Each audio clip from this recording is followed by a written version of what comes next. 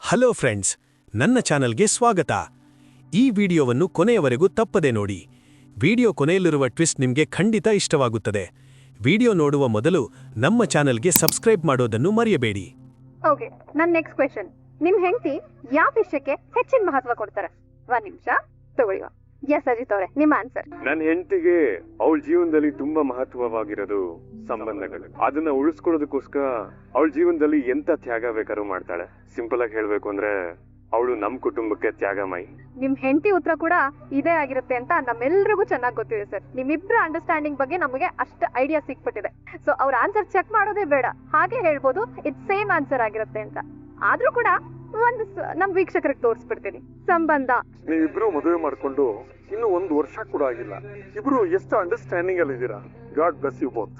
ಎಲ್ಲಾ ಪ್ರಶ್ನೆಗೂ ಸರಿಯಾದ ಉತ್ತರ ಕೊಟ್ಟಿರೋ ನಮ್ಮ ಜನ್ಮದ ಜೋಡಿ ಅಜಿತ್ ಹಾಗೂ ಭೂಮಿ ಈ ಒಂದು ಗೇಮ್ ನಲ್ಲಿ ಗೆದ್ದಿದ್ದಾರೆ. ನೀವು ಗೇಮ್ ಗೆಲ್ಲೋದಲ್ದೆ ನಮ್ಮೆಲ್ಲರ ಮನಸ್ಸನ್ನು ಗೆದ್ದಿದ್ದೀರಾ. ಕಂಗ್ರಾಚುಲೇಷನ್ಸ್. ಗೆದ್ದಿರೋ ಜೋಡಿಗೆ ನಮ್ ಕಡೆಯಿಂದ ಒಂದು ಸ್ಮಾಲ್ ಗಿಫ್ಟ್. ನೀವಿಬ್ರು ಇದನ್ನ ಒಬ್ರಿಗೊಬ್ರು ಹಾಕ್ಬೇಕು. ನಿಮ್ ಪ್ರೀತಿ ಯಾವಾಗ್ಲೂ ಹೀಗೆ ಇರ್ಲಿ, ಎಲ್ರಿಗೂ ಮಾದರಿಯಾಗಿ ಪ್ಲೀಸ್. ಸೊ ಅಜಿತ್ ಅವರೇ, ಇದೇ ಖುಷಿಗೆ ನೀವು ನಿಮ್ ಹೆಂಡತಿಗೆ ಒಂದ್ ಮುತ್ತು ಕೊಡಿ. ಅರೆ, ಯಾಕೆಷ್ಟು ಮುಜುಗರ ಪಟ್ಕೋತಾ ಇದ್ದೀರಾ? ನೀವು ಬಂದಿರೋದು ಹನಿಮೂನ್ ತಾನೆ. ನಿಮ್ ಹೆಂಡತಿಗೆ ನೀವು ಕಿಸ್ ಮಾಡೋದ್ರಲ್ಲಿ ಏನೂ ತಪ್ಪಿಲ್ಲ. ಯು ಕ್ಯಾನ್ ಕಿಸ್ ಹರ್. ಒಂದ್ ನಿಮಿಷ ಬಂದ.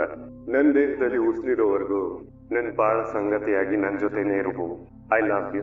ನಾವೆಷ್ಟೇ ಮುಂದುವರೆದ್ರು ನಮ್ಮ ಸಂಸ್ಕೃತಿ ಮತ್ತೆ ಸಂಪ್ರದಾಯನ ಮರಿಬಾರ್ದು ಅಂತ ಹೇಳ್ತಾರೆ ದೊಡ್ಡವರು. ಹಾಗೆ ಒಂದು ಹೆಣ್ಣಿನ ಪ್ರೈವಸಿ ವಿಚಾರಕ್ಕೆ ಬಂತು ಅಂತ ಹೇಳಿದ್ರೆ ಮುತ್ತು ಕೊಡೋದು ಅನ್ನೋದು ನನ್ಗೆಲ್ಲೋ ಸರಿ ಅಂತ ಅನ್ಸಿಲ್ಲ. ಅದಕ್ಕೆ ನನ್ನ ಹೆಂಡತಿಗೆ ನನ್ ಕೈಯಾರೆ ಕಿತ್ತಂತ ಹೂನ ಕೊಟ್ಟಿದ್ದೀನಿ. ಇಲ್ಲಿ ಎಷ್ಟ್ ಜನಕ್ಕೆ ಇದು ಸರಿ ತಪ್ಪು ಅಂತ ಅನ್ನಿಸ್ತೋ ನನಗೆ ಗೊತ್ತಿಲ್ಲ. ಆದ್ರೆ ಒಂದ್ ಹೆಣ್ಣಿನ ಫೀಲಿಂಗ್ಸ್ಗೆ ಧಕ್ಕೆ ಬರೋ ಹಾಗೆ ನಾನ್ ನಡ್ಕೊಳ್ಳೋದಕ್ಕಾಗಲ್ಲ. I am really sorry. ಅದೇ ಒಂದ್ ನಿಮಿಷ. ಅಂಜು ಫಾರಿನ್ ಇಂದ ಮನೆಗ್ ಬಂದಿದ್ದು ಆಯ್ತು, ಆದ್ರೆ ಇನ್ನು ನಿಮ್ ಮನ್ಸಿಂದ ಅವಳನ್ನ ದೂರನೇ ಇಟ್ಟಿದ್ದೀರಲ್ಲ. ಬರೋ ಶುಕ್ರವಾರನೇ ನಿಶ್ಚಿತಾರ್ಥ, ಆಮೇಲೆ ಮದ್ವೆ. ಅದಾದ್ಮೇಲೆ ಅವಳು ಗಂಡನ ಮನೆ ಸೇರ್ಕೋತಾಳೆ. ಹೋದ್ಮೇಲೆ ಇನ್ಯಾವತ್ತು ನಮ್ಮನೆ ಹೊಸ ತುಳಿಬೇಡ ಅಂತ ನಾನೇ ಹೇಳ್ಬಿಡ್ತೀನಿ. ಹೋದ್ ಮನೆಯಲ್ಲಿ ಅವಳಿಗೆ ಎಷ್ಟೇ ಕಷ್ಟ ಆದ್ರೂ ಸರಿ, ಅನಾಥ ಪ್ರಜ್ಞೆ ಕಾಡಿದ್ರು ಸರಿ, ನಿಮ್ಮಮ್ಮ ನಿನ್ ಪಾಲಿಗೆ ಸಕ್ಕು ಅಂತ ತಿಳ್ಕೊಂಡ್ ಬದುಕು ಅಂತ ಹೇಳ್ಬಿಡ್ತೀನಿ. ಅಲ್ಲಿವರೆಗಾದ್ರೂ ಅವಳನ್ನ ಒಪ್ಕೊಳ್ಳಿ ಅಂತ. ಒಂದೇ ಮನೆಯಲ್ಲಿ ಅವಳನ್ನ ಅವಾಯ್ಡ್ ಮಾಡಿ ಓಡಾಡ್ಬೇಡಿ, ಸಂತ ಆಗುತ್ತೆ. ಹುಡುಗನ್ ಮನೆಯವ್ರು ಬಂದಾಗ ನೀವ್ ಹೀಗ್ ನಡ್ಕೊಳೋದು ನೋಡಿ ಮನೆಯವ್ರಿಗೆ ಬೇಡದಿರೋ ಹುಡುಗಿ ನಮ್ ಮನೆಗೆ ಯಾಕೆ ಅಂತ ಒಂದು ಸಣ್ಣ ಯೋಚನೆ ಅವ್ರಿಗೆ ಬಂತು ಅನ್ಕೊಳ್ಳಿ. ನನ್ ಮಗಳ ಜೀವನ ಏನಾಗ್ಬೇಕು ಅತ್ತೆ? ನನ್ ಮಗಳ ಬದುಕು ಹೀಗಾಯ್ತಲ್ಲ ಅಂತ ನಿಮ್ ಮಗನ ಆತ್ಮ ವಿಲ ವಿಲ ಅಂತ ಒತ್ತಾಡಲ್ವಾ ಅತ್ತೆ? ಅಂಜು ಮೇಲೆ ದ್ವೇಷ ಇಲ್ಲಪ್ಪ, ಆದ್ರೆ ಎಲ್ಲಿ ಮೊದ್ಲಿ ತರ ಆಗತ್ತೆ ಅಂತ ಭಯ ಆಗತ್ತೆ, ಸಂತ ಆಗತ್ತೆ. ಅದಕ್ಕೆ ಸ್ವಲ್ಪ ದೂರದೇ ಇದ್ಬಿಟ್ಟೆ. ಆದ್ರೆ ಈಗ್ಲೂ ನೀ ಮನೆ ಮೊಮ್ಮಗಳೇ, ನಮ್ಮೆಲ್ರ ಪ್ರೀತಿಯ ಅಂಜು. ದೇವ್ಯಾನಿ, ಮೊದಲು ನೀನು ಅಳೋದ್ ನಿಲ್ಸು. ನೋಡು, ಅಂಜು ಮದ್ವೆ ಆಗಿ ಮನೆಯಿಂದ ಹೋಗೋವರೆಗೂ ನಾವೆಲ್ಲ ಅವಳನ್ನ ಚೆನ್ನಾಗಿ ನೋಡ್ಕೊಂತೀವಿ. ಆಮೇಲೆ ಇನ್ನೊಂದ್ ಮಾತು, ಇನ್ಮೇಲೆ ಈ ಮನೆಯವ್ರಿಗೆ ಅಂಜುವಿಂದ ಯಾವುದೇ ರೀತಿ ತೊಂದರೆ ಆಗೋದಿಲ್ಲ, ಅದಕ್ಕೆ ನಾನ್ ಗ್ಯಾರಂಟಿ. ಖಂಡಿತ ಇಲ್ಲ. ನನ್ ಮಗಳಿಗೆಲ್ಲ ಅರ್ಥ ಮಾಡ್ಕೊಂಡಿದ್ದಾಳೆ ಅಲ್ವಾ ಅಂಜು? ಇಲ್ಲಿವರೆಗೂ ನನ್ನಿಂದ ಆಗಿರೋ ತಪ್ಪುಗಳನ್ನೆಲ್ಲ ಕ್ಷಮಿಸ್ಬಿಡಿ. ಇನ್ ಮುಂದೆ ನನ್ ಕಡೆಯಿಂದ ಯಾರ ಮನ್ಸ್ಗೂ ನೋವಾಗಲ್ಲ. ಇಷ್ಟೇ ಕದ್ದ ನಿನ್ನಿಂದ ನಾವು ಬಯಸೋದು. ರಾಯ್ರೆ, ಆಕ್ಚುಲಿ ನಾನೇ ನಿಮ್ಗೆ ಫೋನ್ ಮಾಡೋಣ ಅಂತಿದ್ದೆ. ಏನಿಲ್ಲ, ನಮ್ಮ ಅಂಜು ಮನೆಗೆ ಬಂದಿದ್ದಾಳೆ, ಅದನ್ನ ಹೇಳೋದಕ್ಕೆ. ಹೌದಾ, ಸರಿ, ನಾನು ಅವಳನ್ನ ಕೇಳ್ಬಿಟ್ಟು ನಾನು ನಿಮ್ಗೆ ಫೋನ್ ಮಾಡ್ಲಾ? ಸರಿ ಕಣ್ಣ. ಋತ್ವಿಕ್ ತಂದೆ ಫೋನ್ ಮಾಡಿದ್ರು, ನೀನ್ ಮನೆಗೆ ಬಂದಿದ್ದ ವಿಷಯ ಹೇಳಿದೆ. ಖುಷಿ ಪಟ್ರು. ಋತ್ವಿಕ್ ಏನೋ ಹತ್ರ ಪರ್ಸನಲ್ ಆಗಿ ಮಾತಾಡ್ಬೇಕಂತೆ. ನಿನ್ಗೇನು ಪ್ರಾಬ್ಲಮ್ ಇಲ್ಲ ಅಂದ್ರೆ ನಾಳೆ ಬೆಳಗ್ಗೆ ಮನೆ ಹತ್ರ ಕಾಫಿ ಶಾಪ್ ಇದೆಯಲ್ಲ, ಅಲ್ಲಿ ಮೀಟ್ ಮಾಡ್ಬೋದು ಅಂತ ಕೇಳ್ತಾ ಇದ್ದೇನೆ. ಮೀಟ್ ಮಾಡ್ಬೇಕಂದ? ಮನೆಯವರೆಲ್ಲ ನೋಡಿ ಇಷ್ಟಪಟ್ಟಿರೋ ಹುಡುಗ ದೊಡ್ಡಪ್ಪ. ಈ ವಿಷಯದಲ್ಲಿ ನೀವೆಲ್ಲ ಹೇಗ್ ಹೇಳ್ತೀರೋ ನಾನು ಹಾಗೆ ಕೇಳ್ತೀನಿ. ನಾ ಹೋಗಿ ಮೀಟ್ ಮಾಡ್ತೀನಿ. ರೆಡಿ ನೋಡು, ನೀನ್ ಬದಲಾಗಿರೋದು ಮನೆಯವ್ರಿಗೆಲ್ಲ ತುಂಬಾ ಖುಷಿ ಕೊಟ್ಟಿದೆ. ಏನ್ ಒಳ್ಳೇದಾಗ್ಲಿ. ಸಾಹೇಬ್ರೆ, thank you so much. Thanks ಹೇಳುವಂತ ನಾನೇನ್ ಮಾಡಿದೆ ಭೂಮಿ? ಆ ಕಪಲ್ ಗೇಮ್ ಅಲ್ಲಿ ಮುತ್ಕೊಡೋ ಟಾಸ್ಕ್ ಅಲ್ಲಿ ನೀವು ಆ ಸಿಚುವೇಶನ್ ಎಷ್ಟ್ ಚೆನ್ನಾಗಿ ಹ್ಯಾಂಡಲ್ ಮಾಡಿದ್ರಿ ಸಾಹೇಬ್ರೆ. Thank you so much. ಹಾಗೆ ನಿಮ್ಗೆ ಹೆಣ್ಮಕ್ಳ ಮೇಲೆ ಎಷ್ಟು ಗೌರವ ಅನ್ನೋದು ನನಗ್ ಗೊತ್ತಾಯ್ತು. ಅಷ್ಟೇ ಅಲ್ಲ, ನಿಮ್ ಮೇಲಿನ ಗೌರವ ಇನ್ನು ದುಪ್ಪಟ್ಟಾಯ್ತು. ಗೌರವ ಹೆಚ್ಚಾಗ್ತಿದ್ದ ಹಾಗೆ ಜವಾಬ್ದಾರಿನೂ ಹೆಚ್ಚಾಗತ್ತಲ್ಲ ಭೂಮಿ. ಈಗ ನಾವು ಏನ್ 2 ದಿನ ಆಚೆ ಬಂದಿದೀವಿ, ಅದು ಮನೆಯವ್ರಿಗೆ ಹನಿಮೂನ್ ಆಗಿರ್ಬೋದು, ಆದ್ರೆ ನಮ್ಗಲ್ಲ. ನಿನ್ನ ಜವಾಬ್ದಾರಿ ನಂದು. ಹಾಗೆ ಈ ಒಂದು ಟ್ರಿಪ್ ಅಲ್ಲಿ ನೀನ್ ಯಾವ್ದೇ ತರ ಮುಜುಗರ ಆಗದೆ ಇರೋ ಹಾಗೆ ನೋಡ್ಕೊಳ್ಳೋದು ನನ್ ಜವಾಬ್ದಾರಿ. ಸಾಹೇಬ್ರೆ, ನೀವ್ ತುಂಬಾ ಗ್ರೇಟ್ ಆಗ್ಬಿಟ್ರಿ. ಅಂಜು, ನನ್ ಮಾತ್ ಕೇಳ. ಏಯ್ ಅಂಜು, ಏನ್ ಹುಚ್ಚಿಡ್ತಿದ್ಯಾ ನಿಂಗೆ? ಏನ್ ಮಾಡ್ತಿದ್ಯಾ? ನೋಡು, ಹೇಗಾದ್ರೂ ಮ್ಯಾನೇಜ್. ಆ ಡರ್ಟಿ ಡಾಗ್ ನಾನ್ ಮ್ಯಾನೇಜ್ ಮಾಡೋದ? ಅಂಜು, ಅಲ್ಲಿ ಕೇಳಿಸುತ್ತೆ ಕಣ. ಸುಮ್ಮನೆ ಇರು ಮಾಮ್. ಓಕೆ, ಏನ್ ಹೇಳಿ ನನ್ನ ವಾಪಸ್ ಕರ್ಸ್ಕೊಂಡೆ? ಹೇಳು ಮಾಮ್. ಎಂಗೇಜ್ಮೆಂಟ್ ಎಲ್ಲ ಒಂದ್ ನೆಪ ಅಷ್ಟೇ. ನೀನ್ ಫಸ್ಟ್ ಇಲ್ಲಿಗ್ ಬಾ, ನೀನ್ ಇಲ್ಲಿಗ್ ಬಂದಾದ್ಮೇಲೆ ಹೇಗೋ ಮಾಡಿ ಎಂಗೇಜ್ಮೆಂಟ್ ನ ಕ್ಯಾನ್ಸಲ್ ಮಾಡ್ತೀನಿ ಅಂತ ತಾನೆ? ಹೌದು, ಈಗ್ಲೂ ನಾನು ಅದನ್ನೇ ಹೇಳ್ತೀನಿ. ಹಾಗಾದ್ರೆ ಈ ಶ್ರವಣ್ ದೊಡ್ಡಪ್ಪ ಯಾಕೆ ಮಾಮ್ ನಾಳೆ ನಾನು ಆ ಹುಡುಗನ ಮೀಟ್ ಮಾಡಿ ಮಾತಾಡ್ಬೇಕು ಅಂತೆಲ್ಲ ಹೇಳ್ತಿದ್ದಾರೆ? ಇವ್ರೆಲ್ಲಾರು ಏನ್ ಪ್ಲಾನ್ ಮಾಡ್ಕೊಂಡಿದ್ದಾರೆ? ಬೇಬಿ, ನಿನ್ ಟೆನ್ಷನ್ ನನಗ ಅರ್ಥ ಆಗತ್ತೆ. ನಮ್ ಪ್ಲಾನ್ ಏನು ಅಂತ ಮನೆಯವ್ರಿಗೆ ಯಾರಿಗೂ ಗೊತ್ತಿಲ್ಲ ಅಲ್ವಾ? ಮಾಮ್, ನಾನಂತೂ ನಾಳೆ ಆ ಹುಡುಗನ ಮೀಟ್ ಮಾಡಕ್ ಹೋಗಲ್ಲ. ನೀನ್ ಏನ್ ಮಾಡ್ತೀಯೋ ಗೊತ್ತಿಲ್ಲ, ಅದನ್ನ ಕ್ಯಾನ್ಸಲ್ ಓಡ್ಸು. ನೋಡು ಮಾಮ್, ನಾನ್ ಇಲ್ಲಿಗ್ ಬಂದಿರೋ ಉದ್ದೇಶನೇ ಬೇರೆ. ಯಾರನ್ನು ಯಾರಿಗೋಸ್ಕರನು ಮಾತಾಡ್ಸಿ ಮೆಚ್ಚಕ್ಕೆ ಅಂತೆಲ್ಲ ಬಂದಿಲ್ಲ. ಓಕೆ ಓಕೆ, ಈಗ ಮೊದ್ಲು ನೀನ್ ಸ್ವಲ್ಪ ಕೂಲ್ ಆಗ. ಏನಾದ್ರೂ ಮಾಡೋಣ. ಮಾಡೋಣ ಅಲ್ಲ ಮಾಮ್, ಮಾಡ್ಬೇಕು. ನೀನ್ ಮಾಡ್ಬೇಕು. ನೋಡು, ಆ ಹುಡ್ಗ ಮೊದ್ಲು ಇದನ್ನ ಅಲ್ಪ ಚೆಡು. ಅಂಜು, ನಾನ್ ಅಪ್ಪು, ಬಾಗ್ಲು ತೆಗಿ. ಅಂಜು. ಹಾ ಅಪ್ಪು, ಡೋರ್ ಓಪನ್ ಮಾಡಿ. ಹಾ ಹಾ ಅಪ್ಪು, ತೆಗಿತೀನಿ. ಅಪ್ಪು ನೋಡಿ. ಅಂಜು, ಈಗ ನಿನ್ ಮನ್ಸಲ್ಲಿ ಏನ್ ನಡೀತಿದೆ ಅಂತ ನಂಗೆ ತುಂಬಾ ಚೆನ್ನಾಗ್ ಗೊತ್ತು. ನೋಡು, ಅದೆಲ್ಲ ನೀನ್ ತಲೆ ಕೆಡ್ಸ್ಕೊಬೇಡ. ಅದಕ್ಕೇನಾದ್ರು ಒಂದ್ ಪರಿಹಾರ ಕಂಡಿಡಿಯೋಣ.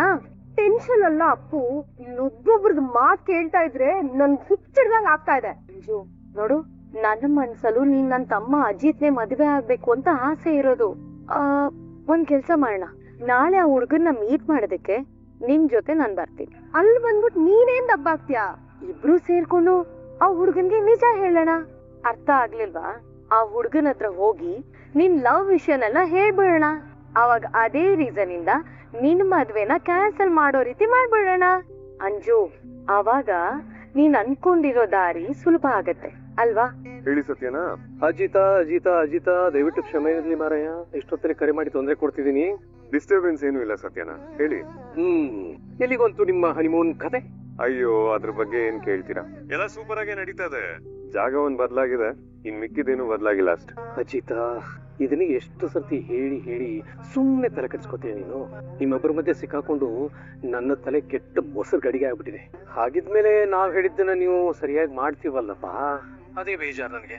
ನೋಡು, ಇನ್ನು ತಡ ಮಾಡ್ತಾ ಆದಷ್ಟು ಬೇಗ ನಿನ್ನ ಮನಸ್ಸಿನ ಭಾವನೆಗಳನ್ನ ನೀನು ಹೇಳಲೇಬೇಕು. ಸತ್ಯನಾ, ಕಟ್ಕಟ್ಟೆ ಹತ್ತಿ ಭಗವದ್ಗೀತೆ ಮೇಲೆ ಕೈ ಇಟ್ಟು ಸತ್ಯವನ್ನೇ ಹೇಳುತ್ತೇನೆ, ಸತ್ಯವನ್ನು ಬಿಟ್ಟು ಬೇರೆ ಏನು ಹೇಳುವುದಿಲ್ಲ, ನಾನ್ ಹೇಳುವುದಿಲ್ಲ ಸತ್ಯ ಅಂತ ಹೇಳೋಷ್ಟು ಈಸಿ ಅನ್ಕೊಂಡ್ರ ನನ್ ಪ್ರೀತಿನ ಭೂಮಿಗೆ ಹೇಳ್ಕೊಡೋದು? ಏನೋಪ್ಪ, ನೀವಿಬ್ರೇ ಇರ್ತೀರಾ ಅಂತ ಒಂದ್ ಸಲಿಗೆಯಲ್ಲಿ ಹೇಳಿದೆ ಅಷ್ಟೇ ಅಲ್ಲಪ್ಪ. ಇದು ಅವಕಾಶ, ಹೆಚ್ಚು ಸಮಯನ ವ್ಯರ್ಥ ಮಾಡ್ಬೇಡ. ವ್ಯರ್ಥ ಮಾಡಿದಷ್ಟು ಇದೇ ಅಪಾಯ ಆಗತ್ತೆ. ಬೇಗ ಹೇಳಿದ್ರೆ ನಿನ್ನ ಹೃದಯಕ್ಕೂ ಅವಳ ಹೃದಯಕ್ಕೂ ಹಿತ ಅನ್ಸತ್ತೆ. ಇಲ್ಲ ಸತ್ಯನಾ, ನಾನ್ ಭೂಮಿಗೆ ಭಾಗ್ಯವನ್ನ ರಿಲೀಸ್ ಮಾಡಿಸ್ತೀನಿ ಅಂತ ಪ್ರಾಮಿಸ್ ಮಾಡಿದೀನಿ. ಈಗ ನನ್ ಪ್ರೀತಿನ ಅವಳಿಗೆ ಹೇಳ್ಕೊಡೋದ್ರಿಂದ ಅವಳು ಬ್ಲಾಂಕ್ ಆಗ್ಬೋದು, ಅವಳಿಗೆ ಧರ್ಮ ಸಂಕಟ ಫೀಲ್ ಆಗ್ಬೋದು. ಭಾಗ್ಯಮ್ಮ ರಿಲೀಸ್ ಆದ್ಮೇಲೆ ನನ್ ಪ್ರೀತಿನ ಭೂಮಿಗೆ ಹೇಳ್ಕೊತೀನಿ. ಅದೇ ಸರಿ ಅನ್ಸುತ್ತೆ ನಂಗೆ. ನಿನ್ಗೆ ಅದೇ ಸರಿ ಅನ್ಸುತ್ತಂದ್ರೆ ಇನ್ ನಾನು ಏನ್ ಹೇಳಿ ಪ್ರಯೋಜನ ಇದೆ ನಿನ್ಗೆ? ನಿನ್ಗೆ ಹೇಗಂತೂ ಹಾಗೆ ಮಾಡು. ಒಂದ್ ಮಾತ್ರ ತಲೆ ಇಟ್ಕೋ, ಹೋದ ಕೆಲ್ಸ ಯಶಸ್ವಿ ಆಗ್ಬೇಕು ಅಂದ್ರೆ ಹನಿಮೂನ್ನ ತುಂಬಾ ಚೆನ್ನಾಗಿ ಎಂಜಾಯ್ ಮಾಡ್ಬೇಕು ನೀನು. ಅಯ್ಯೋ ಸತ್ಯನಾ, ಇದು ಹನಿಮೂನ್ ಅಲ್ಲ, ನಂಪಲ್ಗೆ ಜುಂಬೋಲೆ 2 feet ಡಿಸ್ಟೆನ್ಸ್.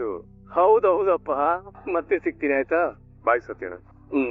ನೆನಪುಗಳ ಮಾತು ಮಧುರ. ಏಯ್, ನಿಮ್ಗೆ ಈ ನೆನಪು ಹೇಗ್ ಮೂಡುತ್ತೆ ಅಂತ ಏನಾದ್ರು ಗೊತ್ತಿಲ್ವಾ? ಹೋಗ್ಲಿ ಬಿಡಿ. ನೆನಪುಗಳ ಮಾತು ಮಧುರ.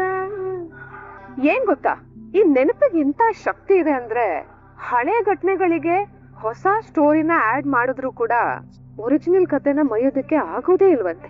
ಗೊತ್ತಾ? ನಿಮ್ಗಿದೆಲ್ಲ ಅರ್ಥ ಆಗಲ್ಲ ಬಿಡಿ. ನಾನ್ ಹೇಳಿರೋದನ್ನ ಮಾತ್ರ ಕರೆಕ್ಟ್ ಆಗಿ ನೆನ್ಪಿಟ್ಕೋಬೇಕು. ಗೊತ್ತಾಯ್ತಾ? ಬರ್ತೀನಿ. ಬಾ ಅಮ್ಮ, ಕೂತ್ಕೋ. ತಿಂಡಿ ತರ್ತೀನಿ.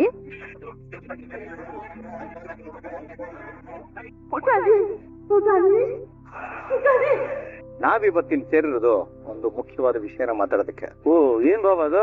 ಈಗಷ್ಟೇ ಋತಿಕ್ ತಂದೆ ಹತ್ರ ಫೋನಲ್ಲಿ ಮಾತಾಡಿದ್ರು. ನಮ್ ಸ್ವೀಟಿನ ನೋಡಿ ಋತಿಕ್ ಅವಳ ಪ್ರೀತಿಯಲ್ಲಿ ಮುಳುಗೋಗಿದ್ದಾನಂತೆ. ಹಾಗೆ ನಿಶ್ಚಿತಾರ್ಥಕ್ಕೆ ಜಾಸ್ತಿ ಟೈಮ್ ಇಲ್ಲ, ನಾವೆಲ್ಲ ಫಾಸ್ಟ್ ಆಗಿ ಕೆಲಸ ಶುರು ಹಚ್ಕೋಬೇಕು. ಒಡವೆ ಮತ್ತೆ ಜವಳಿ ನಾನ್ ನೋಡ್ಕೊಂತೀನಿ. ನಚಿ, ಅಡ್ಗೆ ಅವರು ಶಾಮೀನ್ ಅವ್ರದೆಲ್ಲ ನಿನ್ ಚಿಂಚಾಸ. ಪ್ಲೀಸ್ ದೊಡ್ಡಪ್ಪ, ಎಂಗೇಜ್ಮೆಂಟ್ ಬೇಡ. ನೀವು ಈ ವಿಡಿಯೋವನ್ನು ಕೊನೆಯವರೆಗೂ ನೋಡಿದ್ದರೆ ನಿಮಗೆ ಇದು ಇಷ್ಟವಾಗಿದೆ ಎಂದು ನಾವು ಭಾವಿಸುತ್ತೇವೆ. ದಯವಿಟ್ಟು ಒಂದು ಲೈಕ್ ಮಾಡಿ ಮತ್ತು ನಮ್ಮ ಚಾನೆಲ್ಗೆ ಸಬ್ಸ್ಕ್ರೈಬ್ ಮಾಡಿ. ಹೀಗಾಗಿ ನಾವು ಹೊಸ ವಿಡಿಯೋ ಅಪ್ಲೋಡ್ ಮಾಡಿದ ತಕ್ಷಣ ನಿಮಗೆ ನೋಟಿಫಿಕೇಶನ್ ಬರುತ್ತದೆ. ವಿಡಿಯೋ ನೋಡಿದ್ದಕ್ಕೆ ಧನ್ಯವಾದಗಳು.